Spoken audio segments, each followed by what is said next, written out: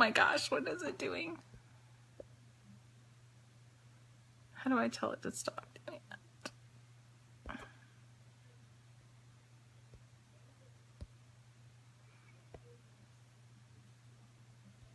Hey, okay, there we go again. Sorry, I was playing with some of the controls before the go live. This is Mathia Ford with RenalDietHQ.com, and I was playing around with some of the different things that Facebook Live does beforehand, and obviously I just turned one on that I didn't mean to and had fire breathing from my mouth. So it is another day, and today I want to talk about kidney-friendly soups and stews, because that is a food that's like a comfort food. And honestly, today I'm not feeling very good. I had a migraine a little earlier. I took a little nap, so I feel better. But there's going to be days when you don't feel good at all. You're tired, you have anemia, you can't get around as much, your bones ache, and just general side effects of kidney disease, and honestly getting older, which I have myself, and I'm 45, so all those things together makes you kind of like some comfort food every now and then. So if you're not on a fluid restriction, which most of you probably are not, then you can try some of these soups and stews and have a nice comfort food. The other best part of this is you can put some in the crock pot and cook it all day. And then also you can cook a double or a triple batch and really save that for next time. So you can save it in little quart-sized containers and just have your portions already done, and then take it out, put it in the microwave and warm it up, and there you go. You got some quick food for you to eat. That's really good because you made it yourself, and it's not too salty and all that stuff. So today I wanted to give you just a couple of kidney-friendly soups and a stew that I like. I say a couple, really just one of each. So the first one is chicken noodle soup. I have recipes on my blog for chicken noodle soup, and I will put the link in the information below. But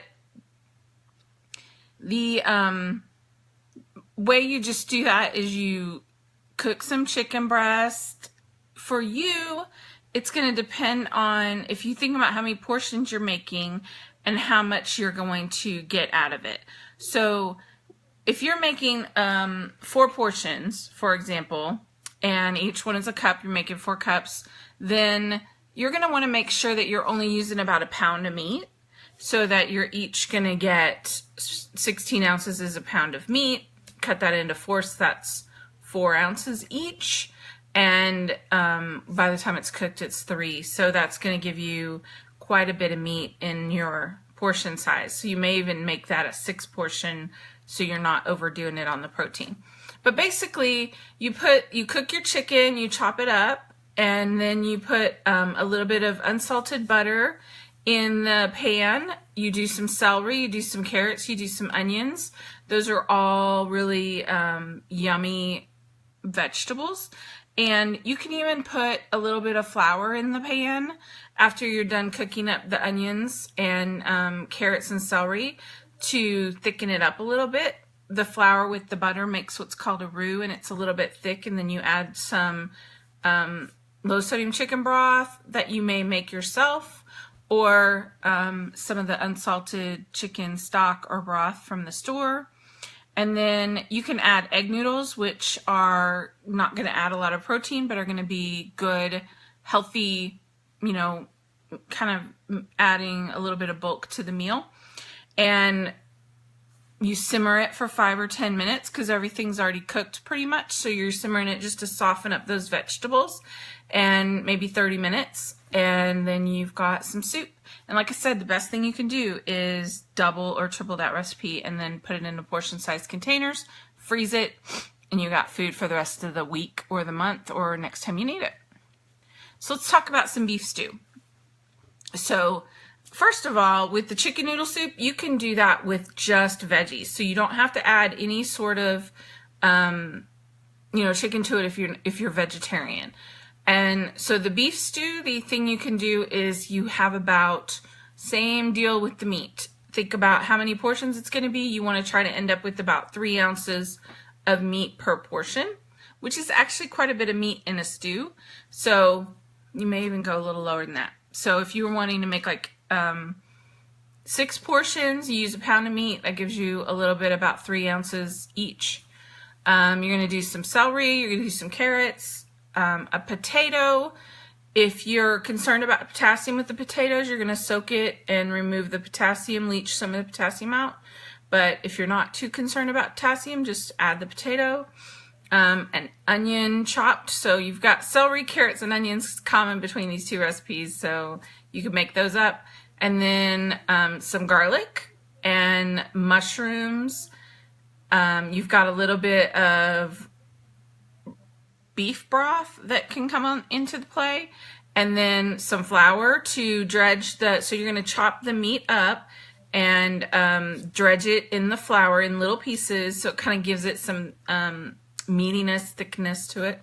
And then brown the beef, remove those pieces, put all the vegetables in there except the potatoes, and cook them with a little bit of butter. Let it cook for a little bit, and then add the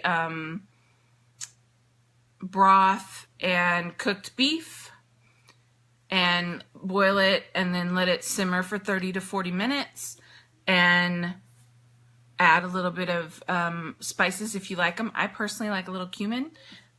Cumin is kind of a fajita meat seasoning, and it really tastes good in all kinds of food. Then there's you can add to that the beef stew. So it doesn't, the potatoes are kind of like the egg noodles are in the chicken noodle soup, but it doesn't have to, you can add a little bit of noodles to this one if you like, instead of the potatoes, or rice instead of the potatoes. Same thing with the chicken noodle recipe. It wouldn't be chicken noodle soup, but you could add rice instead of the noodles. So if you're just looking for something to change it up a little bit, you can do that. And those should be some nice, healthy, kidney-friendly recipes. The salt, you're just going to have to watch with the low sodium broth, how low sodium it is. If you want to cut it in half with water to try to make it a little lower sodium, that would be great. If you want to make it on your own, boiling the bones or boiling vegetables and making the broth, that's another good idea too. So that's what I wanted to talk about today.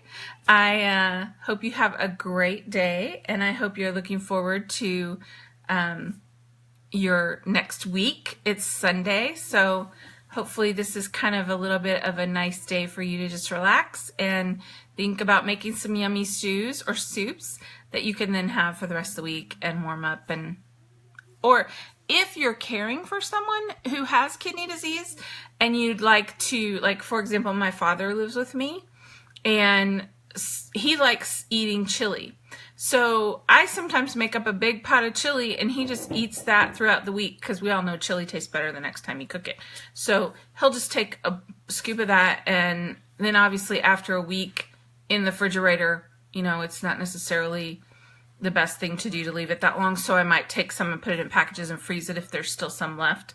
But honestly, that's one of the best things I can do for him, because that's for him a good, easy way to eat and get some nutrition and not have to worry about making something. And it's healthy because I made it. So have a great day. Again, this is Mathia Ford with RenalDietHQ.com. Head on over to the website, and on the front page, RenalDietHQ.com, there's 4 buttons. You can click one to say whether you are new to kidney disease, whether you have diabetes and kidney disease, or dialysis, and you'll get a free 7 days of meal plans, and then you can look on that further and see what else you might be interested in.